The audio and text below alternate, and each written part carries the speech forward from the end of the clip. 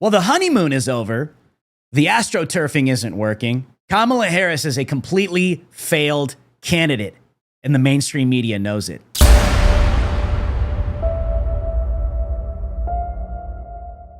MSNBC's Andrea Mitchell says misogyny to blame for Kamala Harris's bad polling numbers. MSNBC host and NBC News chief, Washington correspondent Andrea Mitchell has said misogyny is to blame for Kamala Harris's low polling on the economy. While interviewing Pennsylvania's Senator Bob Casey about the upcoming presidential election in Pennsylvania, Mitchell went on a rant about how unfair it was that Harris was still lagging behind Trump on the economy. According to polling data that Mitchell was citing, 50% of voters trust Donald Trump to better handle the economy, as opposed to 41% who think the reverse.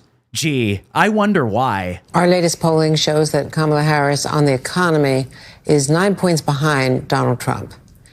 And, that's closing the gap because Joe Biden was 22 points behind Donald Trump on the economy, and that people are worried about the cost of living. That inflation has come down. The Fed has just cut rates by 50 basis points, and that will improve, but not quickly enough to help you in your race and Kamala Harris in her race. So what has to happen to try to narrow that gap on the economy, which is what most people care about? No, you're right, Andrea. It's a great question to ask because cost of living is an issue for people. No matter what the unemployment numbers are, which are low, the inflation numbers are going down. That's great. But people are feeling it at the grocery store, buying food and household items. I think that's a real life for people, whether it's food prices or the cost of housing or childcare. So we've got to meet them where they are. Yeah, there's probably a lot of misogyny going on there also because men are still lagging behind in the polling, but that's hard to quantify. Yeah, these dinosaurs are so disconnected. She's like Nancy Pelosi. Is this woman drunk? Oh, it's misogyny. You just hate women. That's why men don't want to vote for Kamala Harris. No, it's the same reason they didn't want to vote for Hillary Clinton, because they know she's a fraud. And we've already had 4 years of Kamala Harris in the White House, and the economy has gotten worse, not better. So men are taking a look at Kamala Harris and saying, yeah, you are not getting the job done. Life was way better under Donald Trump, and you expect me to vote for you just because you're a woman?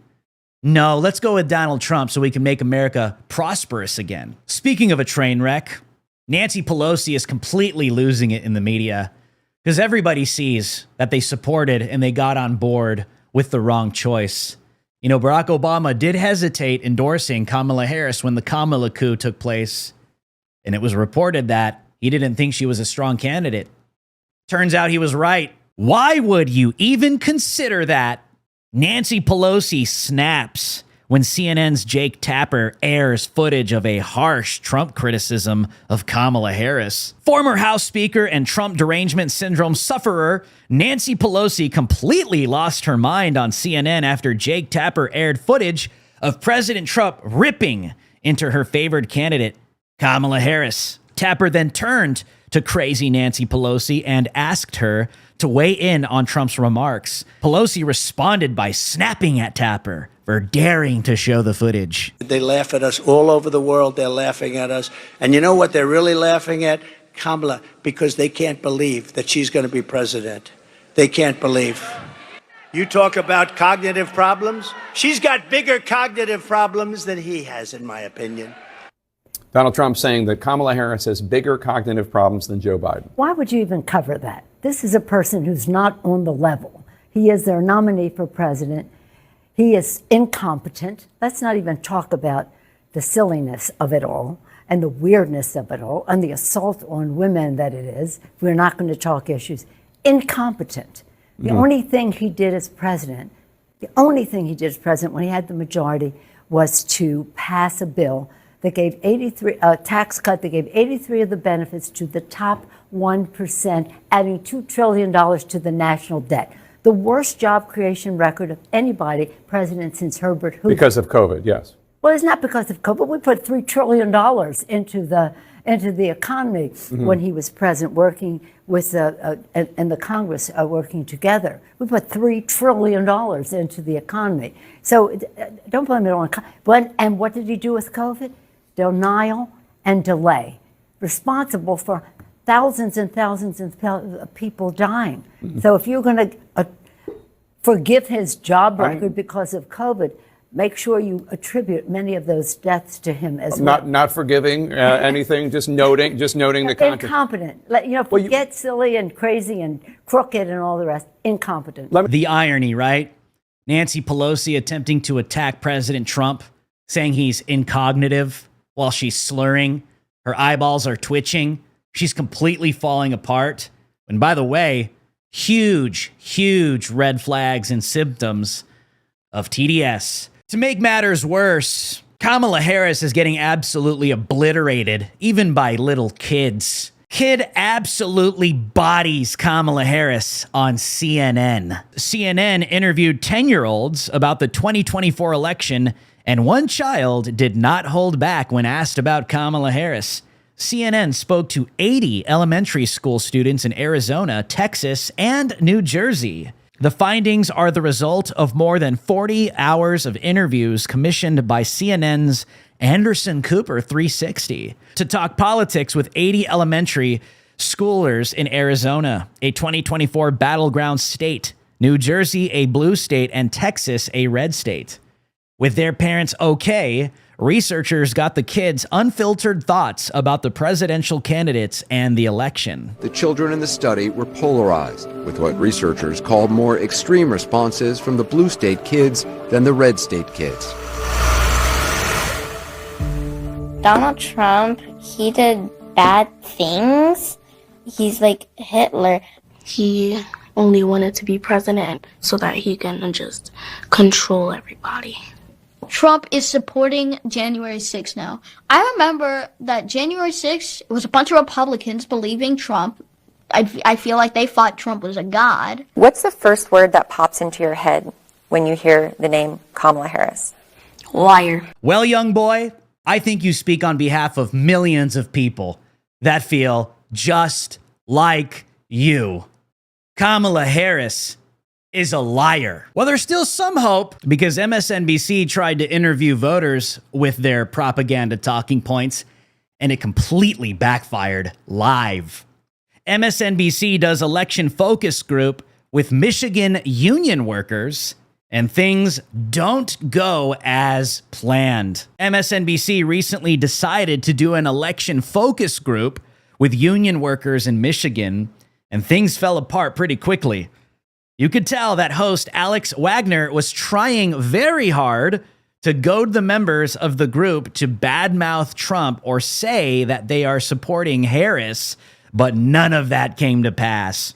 At one point, Wagner even brought up January 6th, as if that might be a sticking point for some of these voters, but no one cared about it at all. These people are concerned about the economy and illegal immigration, key issues for Trump, key issues for all Americans. Okay, so when I say January 6th, what do you think? Oh, I just remember seeing it on the news, like all the riots and stuff. Don't really know what it was about or what happened, though. How did it make you feel when you saw it? I don't know. I don't really feel any way about it. People showed their emotion, I guess. Probably in the wrong way, but it happened. You see, the fake news media is so used to spewing their lies and their propaganda and their slander on a daily basis. When they find themselves in the real world talking to a real person, they can't fathom. They can't compute. She literally almost malfunctioned because she literally can't understand that someone isn't totally flipping out over January 6th. Mostly just immigration. Can you talk a little bit more about that? What about immigration have you been paying attention to? There are thousands and thousands of illegal immigrants coming across the border every day, and the vice president has done minimal work to fix that, based on what I've seen. So I'd like that to change. Here's the problem the mainstream media is running into as well, is when they're actually boots on the ground and they're talking to real people and talking to real voters, they're finding out that these are the major real issues: the economy and illegal immigration. And they can't hide the fact that this is literally due to nearly 4 years of Kamala Harris. They're getting hit in the face with reality because they don't live in reality. And to make matters worse, you literally have former Kamala Harris staffers coming out and fully criticizing her stump speeches that are not changing anybody's minds. I felt like there was absolutely nothing novel about what happened today. I mean, to give an economic speech at an economic club in Pittsburgh, I mean, there's nothing about that feels fresh, new. It's not even consistent with what I even know about her. I worked for as her communications director. So my point is to her and her team, you've got 40 days. The only way you can beat Donald Trump is you've got to take greater risk. That message that happened today at 3 o'clock in the middle of the day, I'm not sure that that's going to move any of the constituents that she needs to target right now, Latino and black men, for example. I'm not sure they heard themselves in that speech. And what I know about the vice president is she actually sees people, and they need to put that on display. But this was not, to me, was not a great... Not a good look for Kamala Harris.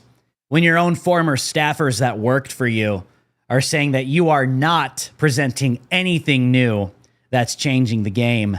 And you want to know something? They're absolutely correct. She keeps talking about a new way forward and turning the page. Well, I agree with her. We're just going to take a new way forward away from you, and we're going to turn the page on your disaster, lack of leadership, and full collapse. My name is Drew Hernandez with the Gateway Pundit, and you have been on Watch with Drew Hernandez.